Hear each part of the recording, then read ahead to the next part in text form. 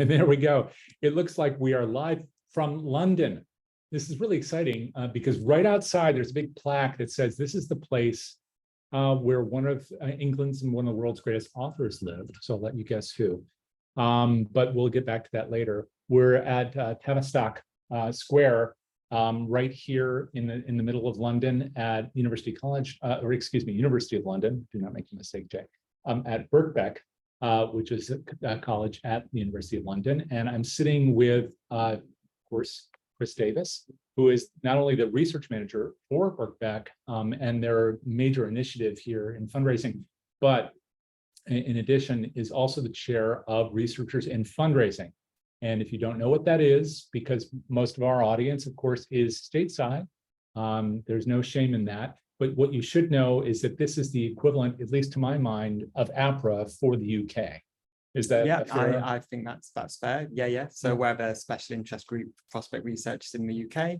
We're part of the Chartered Institute of Fundraising and this kind of wider industry body for fundraising throughout the UK. But yeah, I'd say APRA is a fair comparison. Obviously quite a bit smaller than APRA, like the scale of APRA dwarfs what we have here at RIF. But yeah, we're a growing community of people and we're doing a lot of exciting things. So yeah, really happy to share some of that today and talk about prospect research generally, which I can do at length usually. So.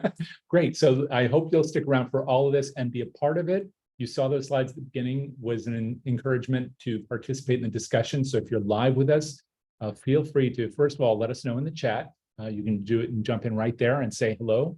That would be a very nice thing to do. We'll make sure to keep that kind of an eye on that. In addition, our producer, Jack, will also be monitoring that as well as the Q&A, and we'll try to keep an eye on the Q&A as well. So feel free to use either the chat, either for a discussion amongst yourselves or just to say hello and where you're from right now, and use the Q&A for any questions that occur to you throughout. We'll make sure to get to those today. And if for some reason we miss something, I'll get all that material to Chris so you can answer it, hopefully afterwards as you have time. Yeah. So first on this issue about RIF and comparisons, this is actually a pretty big deal to my mind, what you do here and what you do in London. I heard this really interesting report for people in prospect research and prospect development. They would have found this conversation both really fascinating and funny. There was a big report about, I don't know if it was in the Times or what it was, that said that if you took London out of the UK economy, that it would be like the economy of Mississippi for the rest of the UK. And I wasn't sure if they were trying to insult the UK or Mississippi or everybody. I don't know what the meaning was, but what they seem to be saying was all the actions here in London, and the part of that's about money, which we'll talk about now with prospect research, but also part of it has to do with what you just said about RIF. Right now, it's not just the University of London, which is enormous. It's all these other universities here and then within 1 hour's driving range. This is a huge area of academic, profound academic activity and fundraising activity for the entire country. So this is more like NEDRA within the world of APRA, where they have obviously MIT and Harvard and all those places, all they're nestled together in Boston. So is this kind of the focal point for RIF as well within London? So, RIF is a national organization, Yes. So we cover all of the UK. I think it's absolutely a fair observation to say that an enormous amount of the major gift fundraising activity that happens in the UK happens in London. Okay. So naturally, most prospect researchers are at least nominally based in London in the southeast, even though obviously people are now working from home, working from anywhere. But yeah, London is, I suppose this is a kind of a difference maybe to the US. London is just such a massive share of UK economic and cultural life and political life, of course. But it's kind of unique, I think, in that regard, and the degree to which it kind of tends to dwarf the rest of the country and in all those aspects is kind of quite profound. So yes, a lot of the prospect research community is based in or around London, working at kind of the big universities, the big charities, the big cultural institutions that are based in London. And in a sense, part of the challenge for RIF is actually ensuring that we do try and kind of push our activity out into the different nations and regions of the UK. Slightly easier to do now. We have this kind of hybrid virtual environment, but there's growing activity in those other regions. Smaller charities, more localized charities are kind of getting interested in prospect research. They want to do it more. They don't necessarily have the expertise of like the big shops down in London. So in a sort of very long-winded way to answer your question, necessarily, yes, there's more prospect research activity that happens here. And even just the kind of London's higher ed sector, there's obviously several large institutions that are doing really significant major fundraising campaigns and have big prospect research operations as part of that.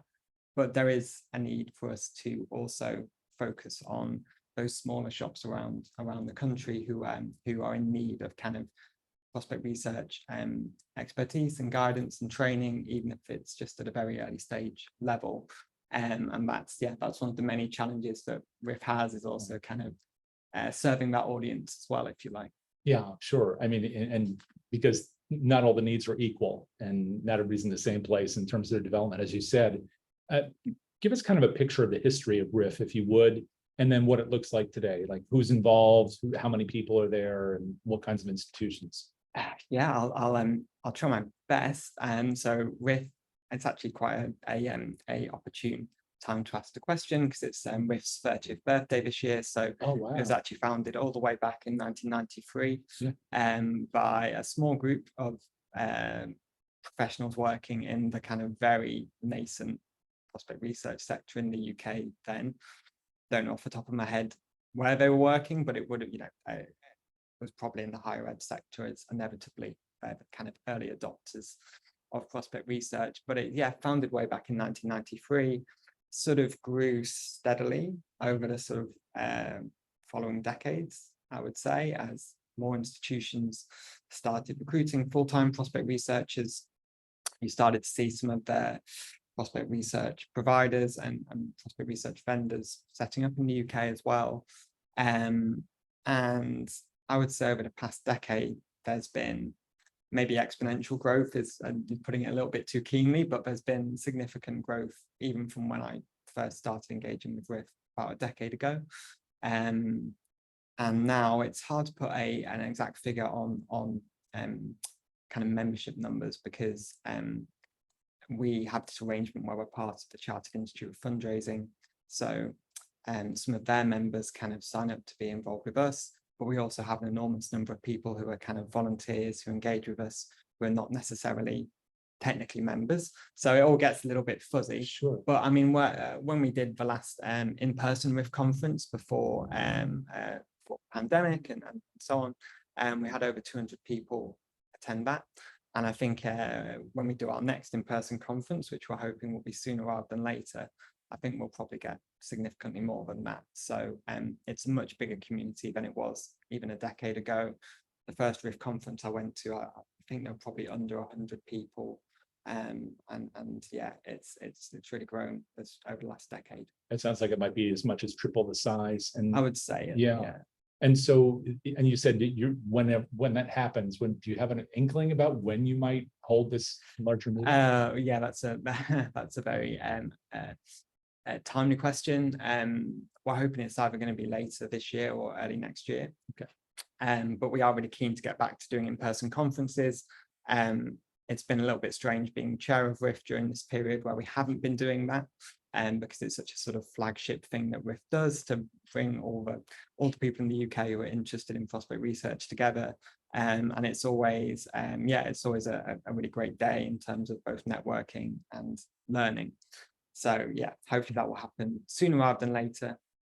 Last year we did a virtual conference that was very well attended. Yeah. And we had some really good feedback from that, but I think everyone acknowledges it's not quite the same, obviously in terms of the networking side, but you maybe don't come away with the same buzz and energy that you get from meeting your fellow prospect researchers. Well, the field is constantly changing, and this kind of major pandemic hiccup in terms of conferences anyway, definitely changed a lot of things for many of us. And APRA is getting back together in Indiana at the end of this month. That will be a major kind of reunion for many people. But it's also a time when when people are looking at some of the research questions and the prospect development questions, perhaps a little differently from the way they would have a few years ago. So maybe you can take us back to what research and prospect development was looking like pre-pandemic, and then what you see as some of the major trends today, and how maybe even how RIF is addressing those. Yeah, so how's it changed over the sort of course of the pandemic? I'm not sure it has changed hugely significantly. I think a lot of the trends in terms of the areas that people were interested in pre-pandemic have kind of continued along a similar track. I think where the pandemic and in the last year as well, what we call here the cost of living crisis, quote unquote, basically in a sort of economic crisis of various sorts, essentially.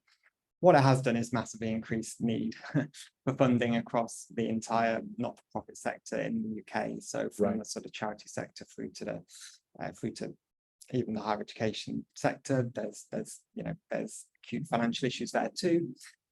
So the level of need and kind of competition for funds has grown a lot. Can you paint a picture of that? Because again, for people in the States, we've felt the pinch of inflation and other things, but not necessarily in the same ways or the same scale. When I was here a year ago in the summer, there was a discussion about how fuel oil costs were going to change and how that might cause people to be spending 3 to 4 to 5 times as much on home heating.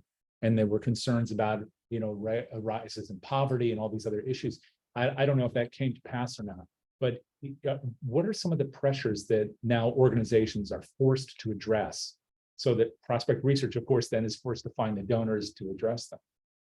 Yeah, I mean, inflation is obviously the sort of the main headline issue, I suppose, around the kind of UK economy and UK politics and society and kind of everything at the moment. It was already, I mean, similar to the US, we had already had over a decade really of kind of this explosion in inequality, really, to a similar degree to that which you've seen, I'm sure, in the US as well. And so in terms of the kind of income distribution throughout society, the people at the bottom were already really feeling the effects of that, even sort of prior to the pandemic and sort of prior to COVID.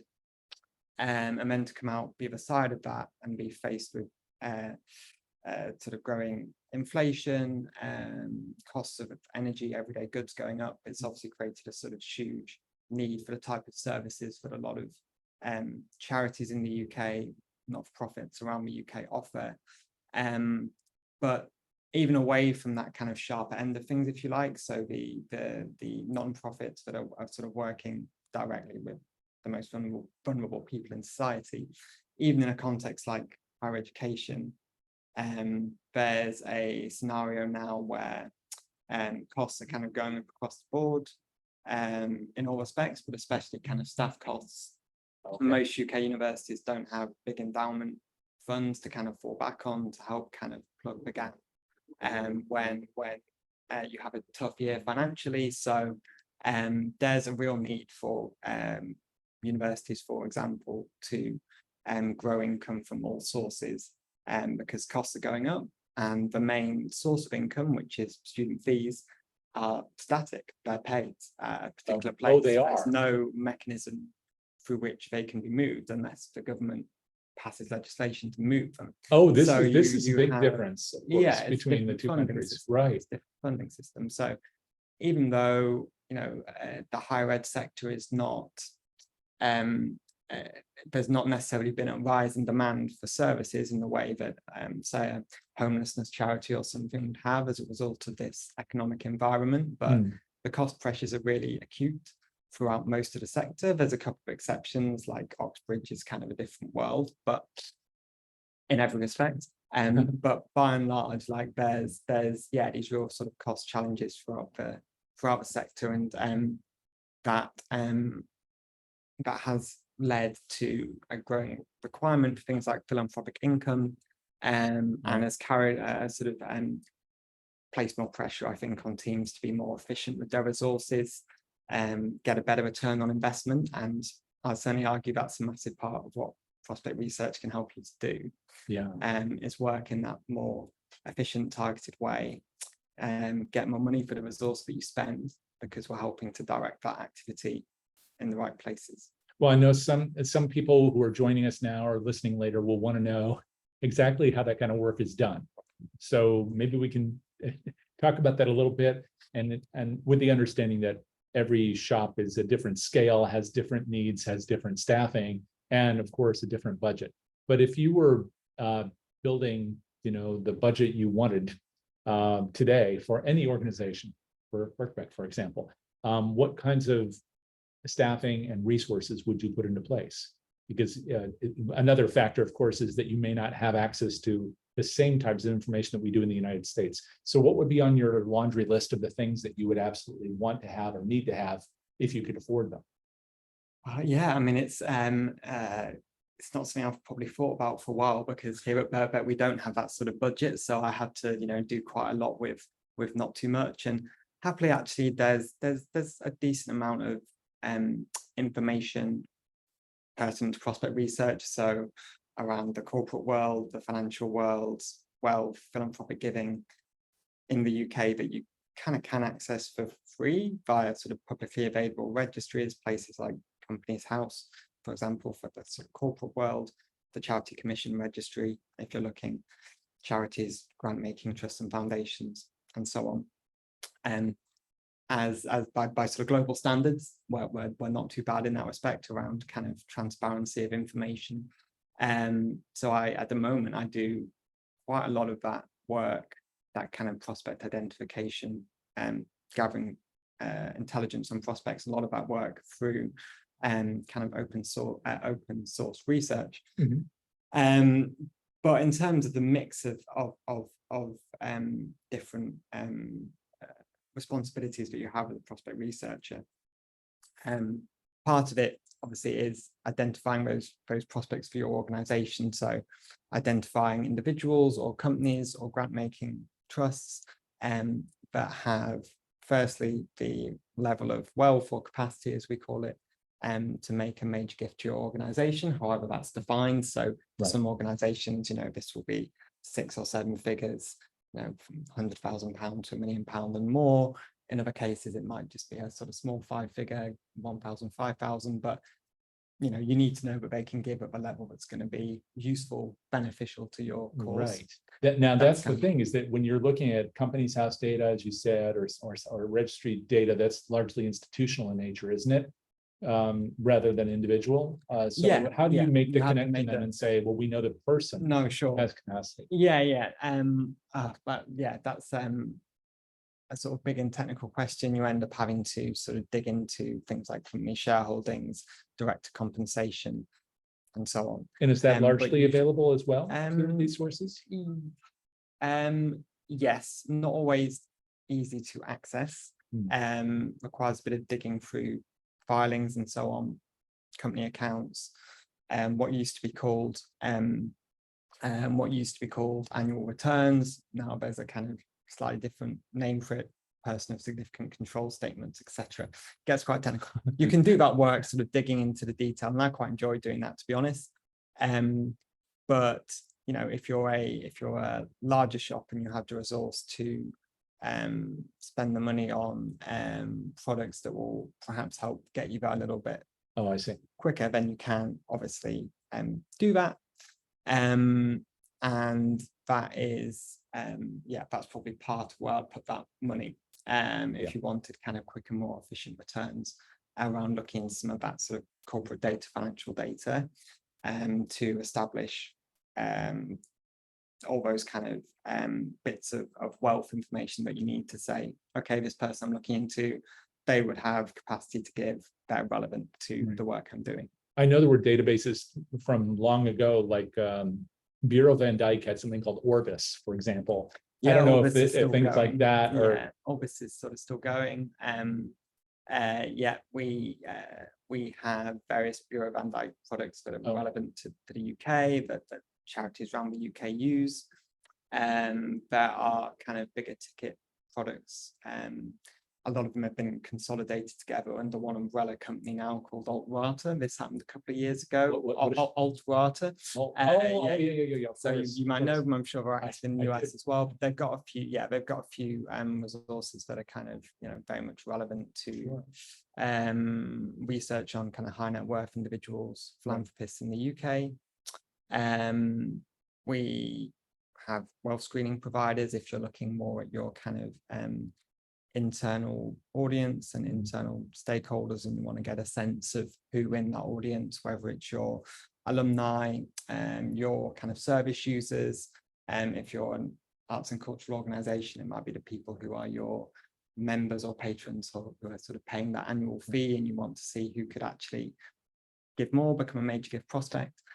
We have those services too, and organizations are getting more confident going back to those kind of providers post working through GDPR, I think a couple of years ago. That's what I wanted to ask you about. So again, I don't want to assume anything on the part of anybody who's watching this. This may all be new to them. So do you mind even defining that term, and then just taking us through what other concerns, but how people have addressed them? Because it sounds like you're diving right into data in a way that's ethical, of course, both you and everybody else within RIF, but it's really helping organizations to find the resources they need. But a few years ago, my memory of this was, oh, well, we have to stop doing research, or we can't do screening anymore. There were lots of concerns about GDPR. So what were they? What is it? What were they? And how are we coming out the other end of that?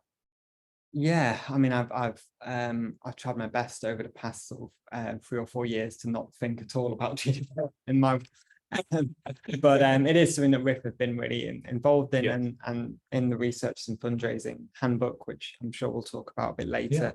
And we've got a chapter around data protection and GDPR, because it is still a big concern to prospect researchers and fundraisers and organizations generally.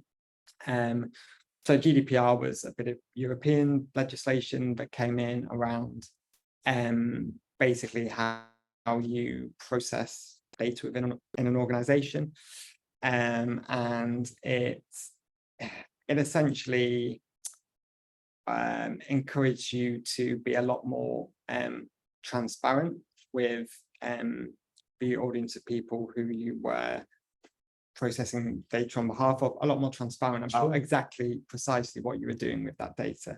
Right. So inevitably a lot of organizations doing major gift fundraising, prospect research, and doing kind of significant segmentation of that data, analysis of that data, not just for fundraising, but for things like marketing. Suddenly this created a sense that, okay, we're going to have to really spell this out to people and give them the opportunity to kind of opt in and out. Now it wasn't really something that a lot of organizations, I would say, had really thought that much about previously, even though data protection law obviously existed. It hadn't really been front of mind. So really, I think there were just a couple of years of working through, okay, what does the policy mean at the kind of top sort of policy level, and how can we implement things within our organization to make sure that we are meeting these kind of new standards for being kind of transparent with how we're using and processing people's data. Now, a lot of the way that a lot of organizations have addressed this essentially is by being more transparent in what's called a kind of privacy notice that is kind of presented to people who are within their kind of internal audiences. So again, in our case, it's primarily alumni or existing supporters. There's now a sort of privacy notice that will detail in a reasonably transparent way, this is what we do with your data when you give it to us. Right. And that kind of squares away the question around, are people informed about you doing things like wealth screening with their data? that's essentially how it's been addressed. There's more to it than that. I don't want to go too much into the technicalities, but this was basically establishing the key thing for a lot of charities was establishing, do we need to get consent, sort of renewed consent from our audience to do this? Right. And after a sort of period of trying to work that out with kind of legal advice, with advice from experts and regulators and so on, a lot of them have come to the conclusion that you don't. So, and we did have a question from the audience. We are paying attention from Kelly, who had asked about require versus encourage. And I want to point out that I don't know, maybe you are an attorney, but my assumption was that you are not. Yeah. That wouldn't stand up in court. No, you are definitely required to be transparent and to be transparent about how you are processing that data. It's very much a law. It is very much a sort of legal matter, and a lot of charities will have taken legal advice. In some cases, that's been, fundraising teams have been quite involved with that. In other cases, it's been sort of more the purview of actual legal teams within organizations. And a big part of the process has been a kind of dialogue between those two sides, establishing, how can we make this still work for our operation, including things like prospect research, but also just straightforwardly, how are you communicating with this audience? How are they receiving your communications? Now, you do need consent to send things like alumni newsletters and so on. So that's a kind of slightly different question to prospect research, but how can you still continue to do some of this versus making sure it's as kind of watertight legally as possible? But the tricky thing with GDPR has always been that it's not the sort of the level of it that's kind of black and white. It's a lot of shades of grey. It's quite an ambiguous bit of legislation, and a large part of it is kind of around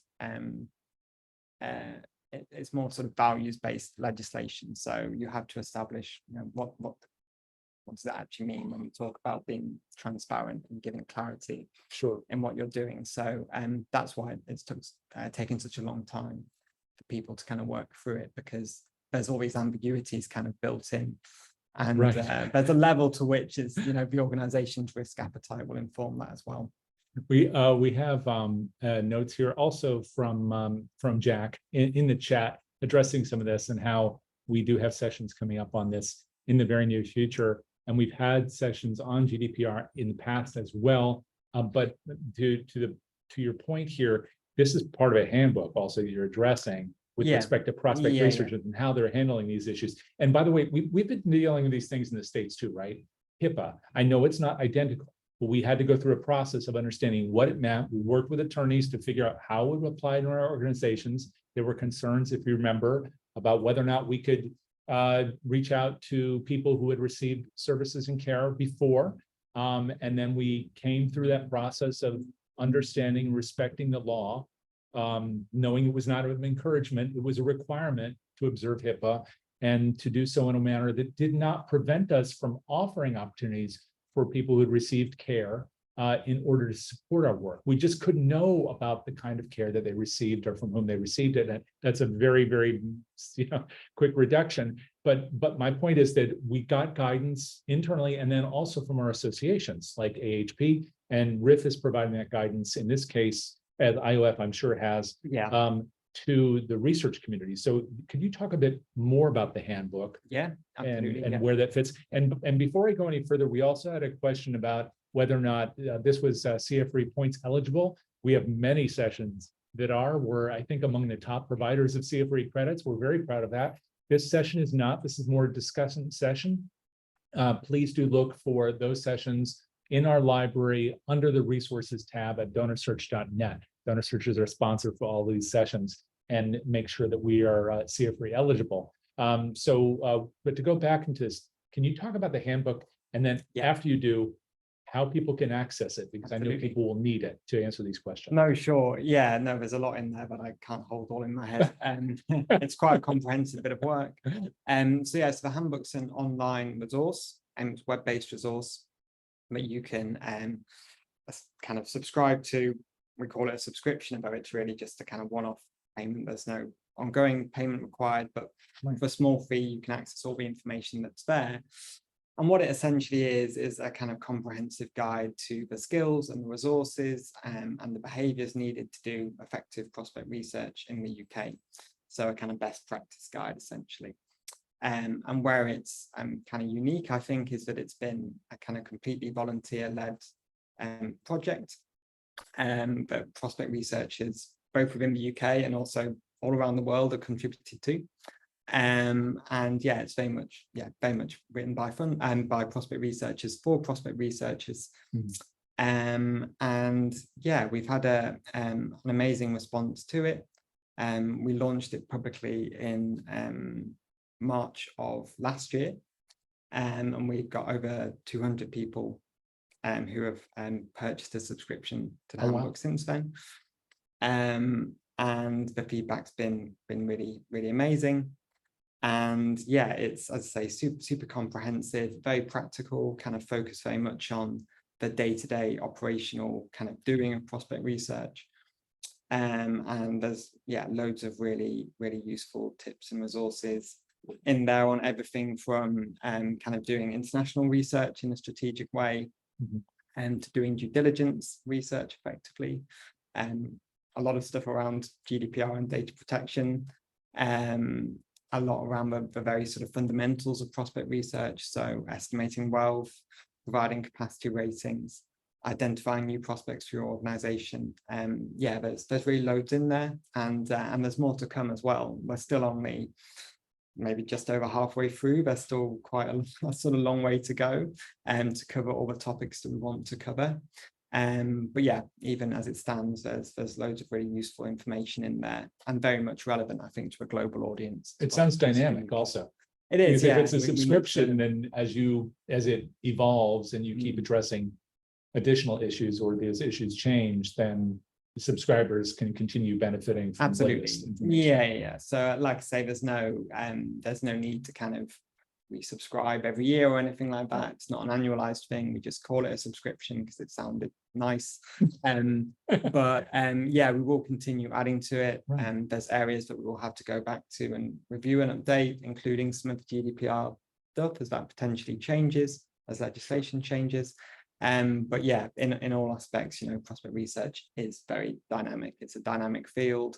Yes. Things are changing all the time. New best practice is kind of coming out the woodwork all the time. So we will definitely go back and review and update that as well. So if people wanted to become a subscriber to this, Chris did not ask me to talk about any of this. I just know this is important information. So this is not a promo. This is just, we need resources like this because everyone asks these questions about GDPR and about international research. Yeah.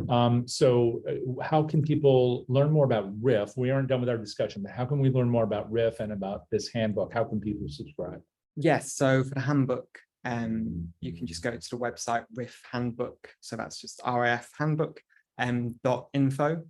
And there's information on there around how to become a handbook subscriber, also how to get involved as a volunteer on the handbook project, if that's a professional development opportunity that would be of interest. We definitely need more volunteers always for this project to help write the content, edit the content, proofread, do little micro volunteering tasks. There's all sorts of little specialist skill sets that are kind of quite difficult to identify in our volunteer community. So we definitely need volunteers too. But yeah, it's all there at rifhandbook.info. And you can find out more about RIF in general there as well. We also have a page on the Chartered Institute of Fundraising website, ciof.org.uk. And you can find out more about RIF and what we do on that site as well. I also don't know, it's not an official RIF thing, but if you are interested in kind of UK prospect research generally, then I'd very much encourage you to sign up to the Prospect Research UK mailing list if you're not already. That's a sort of great resource. Yes. It's the place where people go. It's kind of like Prospect Hell, is it, for APRA? It's kind of the equivalent. Do you mind if I ask you a favor, which is because Jack will have a hard time getting all of those URLs into the chat. Absolutely. Would you mind entering those 3 that you just mentioned into the chat directly while we're talking? And in that way, if anybody wants a link to these, they'll have them directly. Sorry to, That's okay. I'm putting our guests to work. This is why people are very tolerant of me in this. By the way, earlier I mentioned that I was here at Tavistock Square, which is right across the street, a lovely square with Mahatma Gandhi as the statue in the center. And when I walked into this building, there was a big plaque on the wall for an author. And we've been talking a lot about things like wealth and income inequality here and in the United States. It's different, but those issues are present. They also affect our work in philanthropy, both as researchers and fundraisers, but also as philanthropy as a whole, how it's impacting philanthropy. And the author I was mentioning was Charles Dickens. And if you haven't read Charles Dickens, it might take a little getting into for the contemporary ear, but the works are masterful. But the reason I'm mentioning them is because what better author to introduce the subject about massive inequality and how it plays out in society than with Charles Dickens. It's been a theme here in London for hundreds of years before the United States existed. And it's always good for us to be reminded that we are kind of the new kid on the block when it comes to these issues, no matter how big we might be. So there's a lot.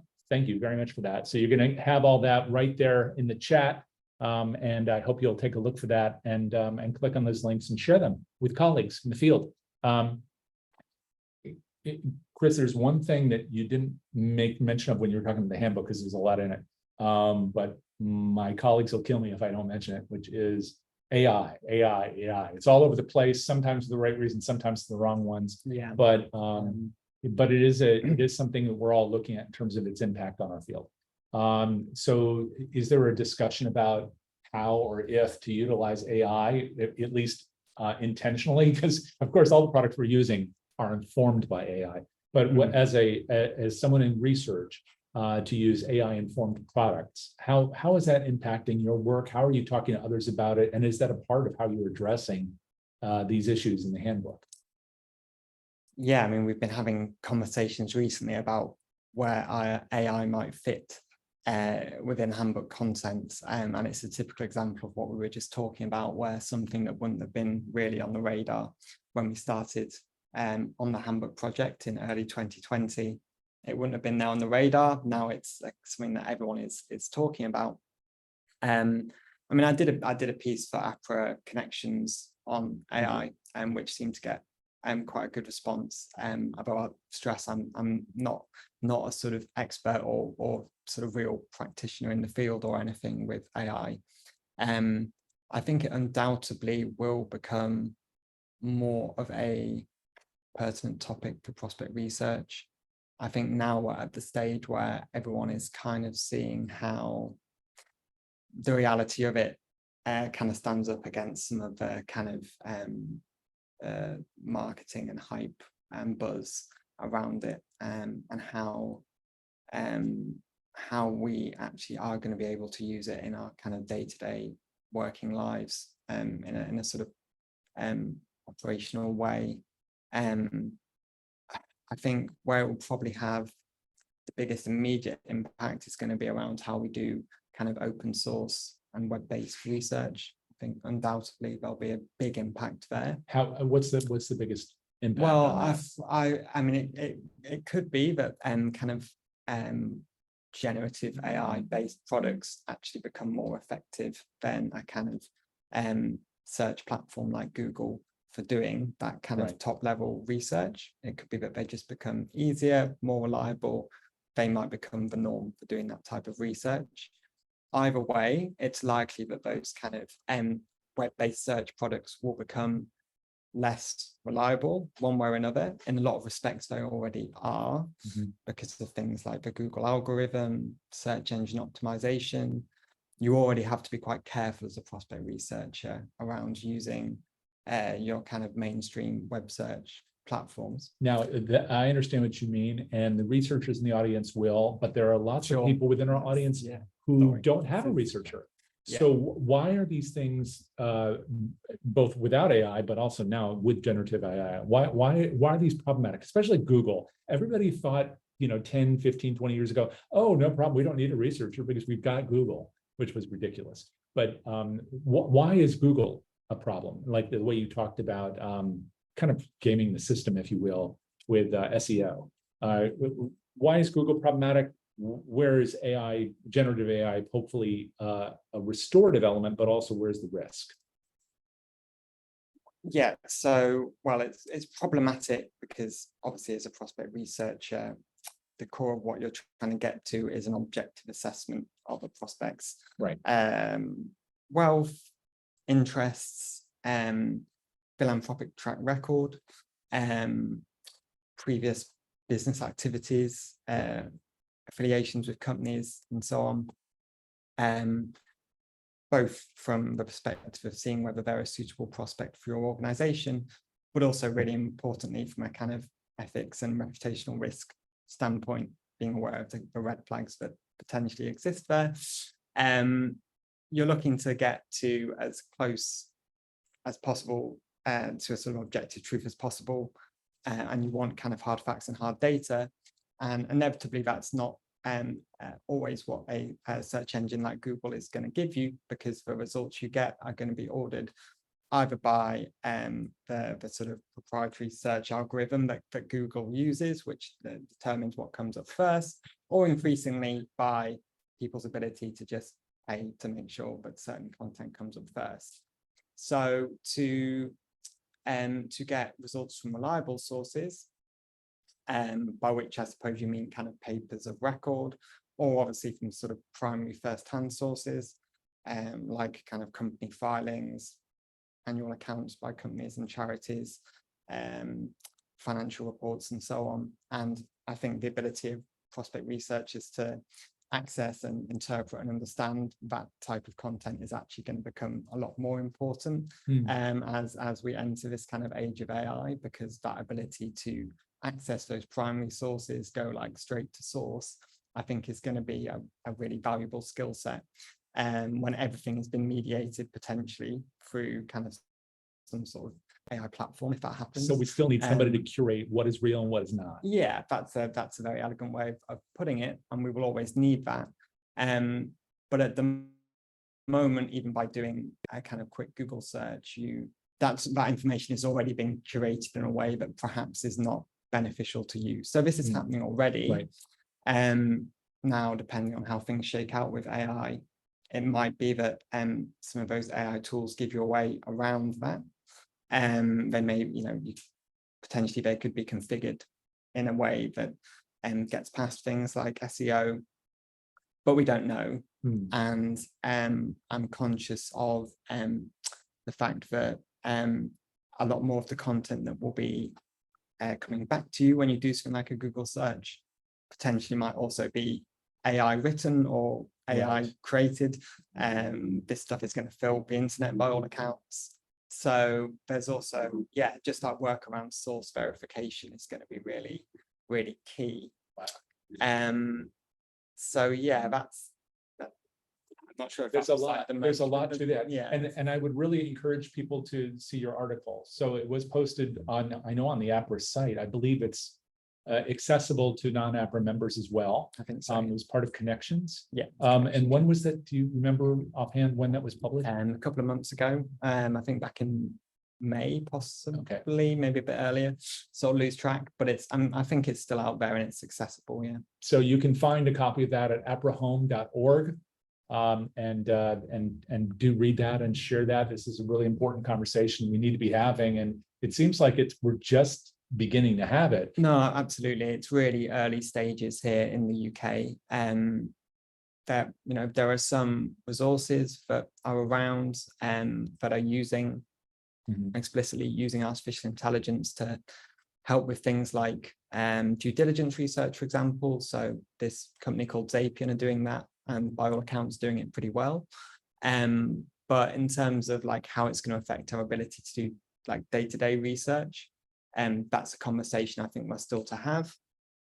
I mean, the other thing to say is there is the potential for it to allow us to automate some of the kind of more basic, if you like, prospect research tasks, and things like, brief biographies, profiles on prospects and donors, bios ahead of events and stuff like that. The things that, can take quite a lot of time for prospect researchers, but don't add massive value.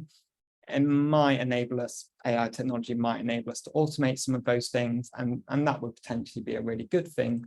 It would enable the prospect research role to maybe shift towards something a bit more strategic and more around kind of advising fundraisers on the most effective approach to a potential prospect, doing more of the kind of prospect management, pipeline management stuff, if you like, which is where you're working with fundraisers to establish what's the next step, why hasn't this prospect moved in X amount of months, why are they stuck in the pipeline, etc. All that kind of work that adds more value.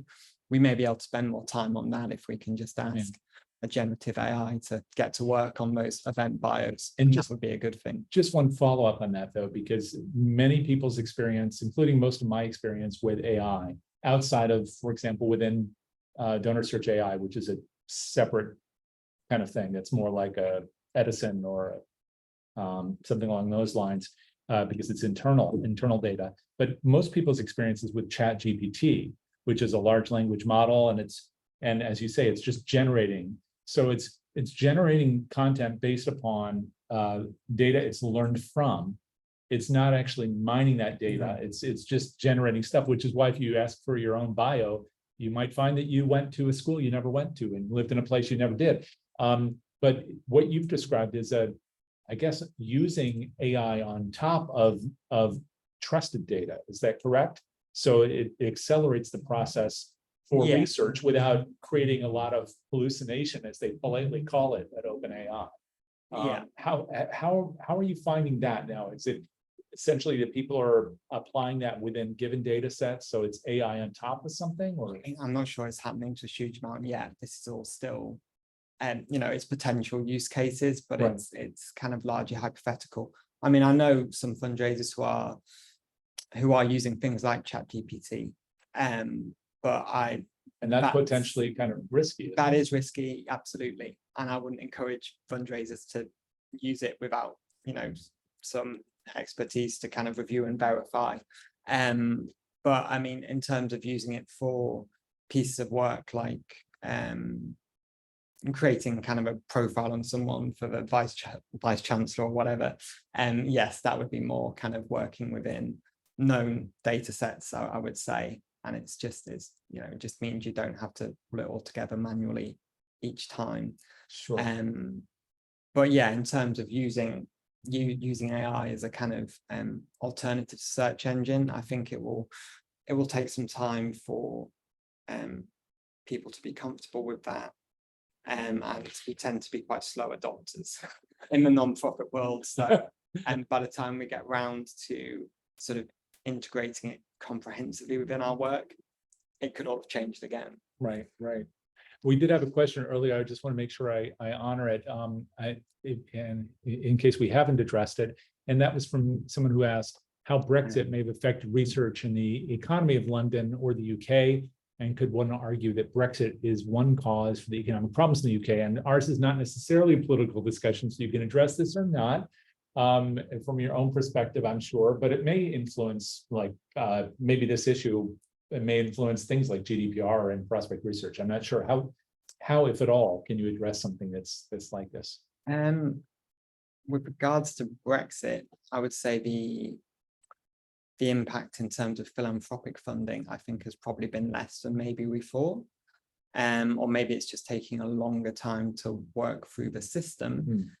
In terms of, I mean, London especially is a global city. A number of the high net worth and ultra high net worth individuals who are based to some degree in London have links to Europe. And so I think there was an expectation that it would perhaps have an impact on giving by that sort of group of people. But that doesn't seem to have had like a sort of hugely meaningful effect yet, as far as I'm aware. potentially a little bit more on the kind of corporate side, maybe. But even then, the City of London, for example, and the financial services sector, which is a big driver of UK economic activity, has sort of stayed fairly resilient through the Brexit process. So undoubtedly, it's caused economic issues for the UK, but specifically in terms of wealth and philanthropy in the UK, I'm not sure it's been a massive factor. I do definitely think this is going slightly off topic, but I think what's interesting in the UK is that although we have seen a increase in inequality, income inequality and wealth inequality, but I'd say is, if not quite comparable to the US, it's not sort of too far off now. And that's appreciated massively over the past decade. But during that same time period, we haven't seen the same level of growth in major giving and philanthropy that you might expect or hope. That's where I was hoping that we would kind of lean in the tail end of our conversation about the state of giving right now and whether or not you're seeing major gift growing.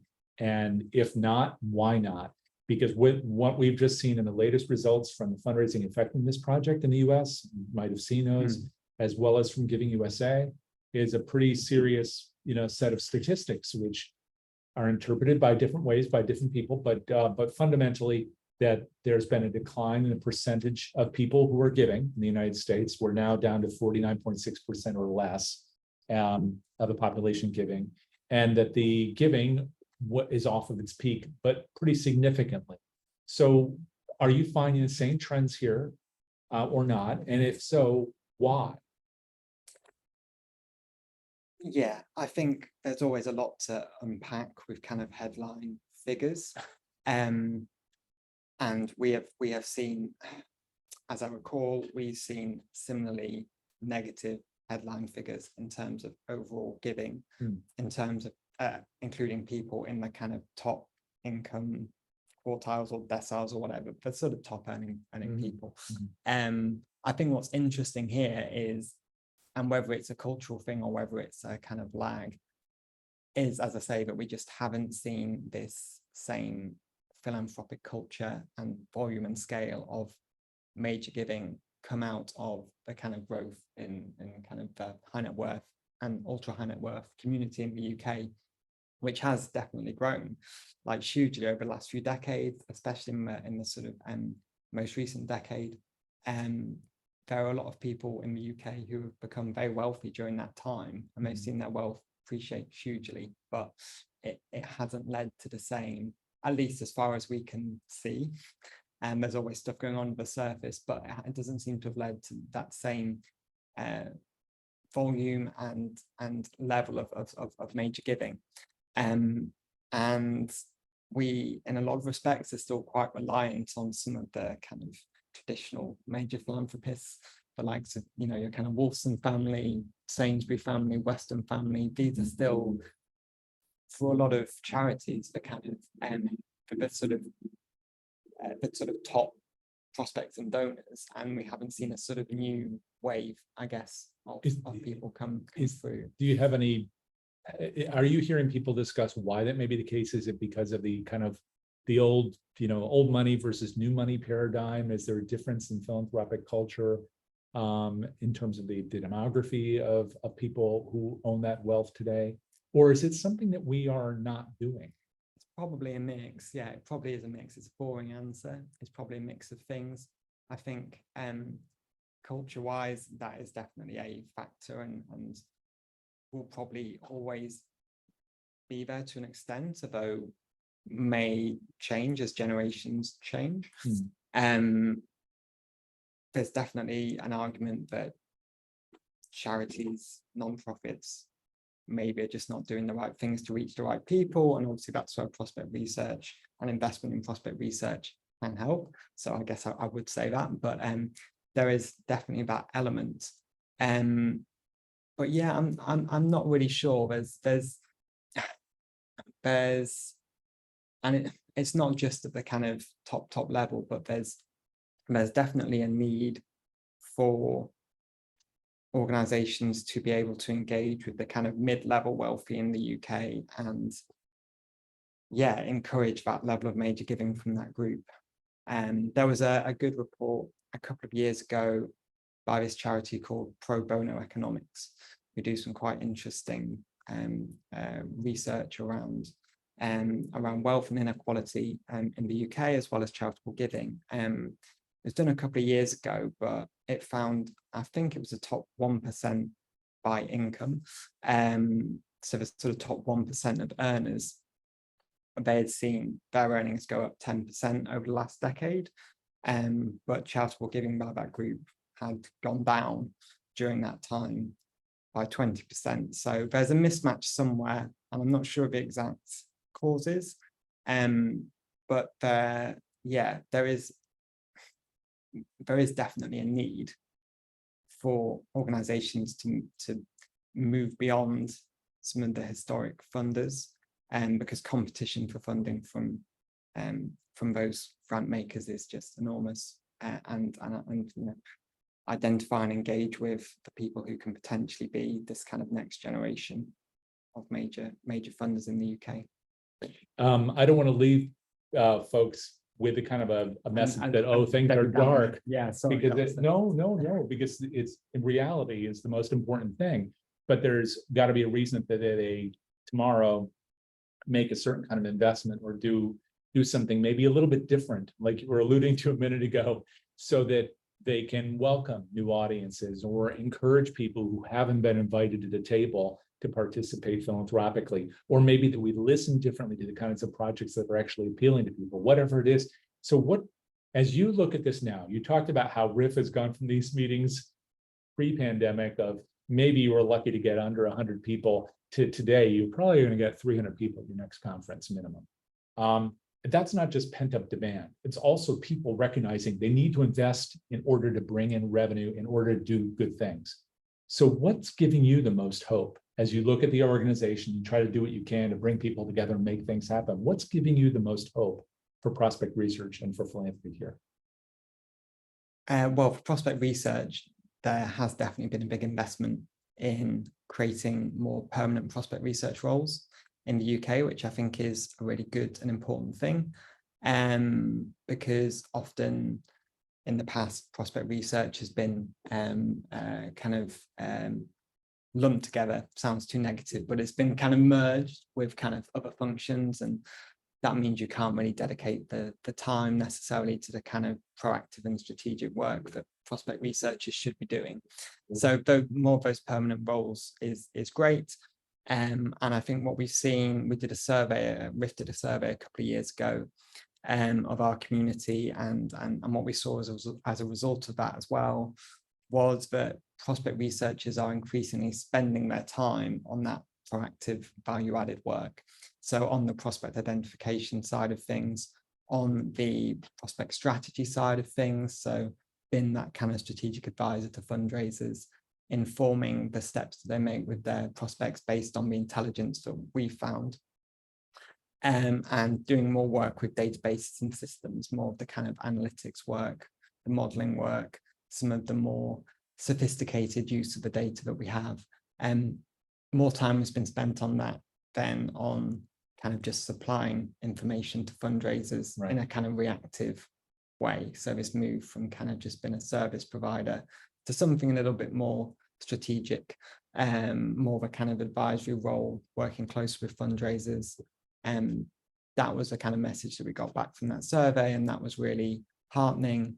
And I think there is, at least as far as I see in my RIF role, and this is speaking not just to other prospect researchers, but to fundraisers, there is a growing acknowledgement of the sort of critical role that prospect research plays. Now, what I would also like to see is prospect researchers getting hired earlier in the process. I think there's quite often this thing where you get a load of fundraisers in, you give it a couple of years, and then you get a prospect researcher in, and you've kind of wasted those couple of years because the fundraisers are not necessarily able to segment their sort of portfolio or the group of people they're working with in as effective a way as if there was a researcher with the skills to do that. So I'd like to see them getting hired earlier in the process if you're working towards a big campaign, for example. And I think the other thing to say, and I'm not sure if it's the same in the US, but there is a little bit of a ceiling in the UK in terms of kind of prospect research careers. So, you know, we have some institutions that are big and well-resourced enough to have prospect research teams, and you can be a kind of head of prospect research, and you can oversee a team of researchers doing all this different work around identification, due diligence. Maybe you've got a data protection expert in there as well, etc. But there's not that many of those institutions. So for a lot of people, there's this kind of prospect research manager level sort of ceiling. And if you want to advance beyond that, it's either a kind of lateral move into fundraising, or you become a kind of director of operations, which is fine. And I'm happy that there's more directors of operations with kind of that prospect research knowledge. But I do think there's something to be said for the value of having a prospect research background when you're moving into these kind of director of philanthropy, head of fundraising, director of development roles, because it is the role within a development team that gives you that oversight of everything. Like, you need to know everything that's going on. You need to understand the major gift side. You need to understand the data side. You need to have a sense of what's going on with your kind of regular giving work, because that's such a great pipeline into major gifts. In a kind of higher ed context, there's the alumni relations and marketing side as well. Like, you want to know who your most prominent alumni are and how they can help on the fundraising side. It allows you to really join all these dots. And so that would be my hope, that over time we get to see more prospect researchers move into those really senior fundraising roles and use their prospect research experience to inform how they lead teams in those roles.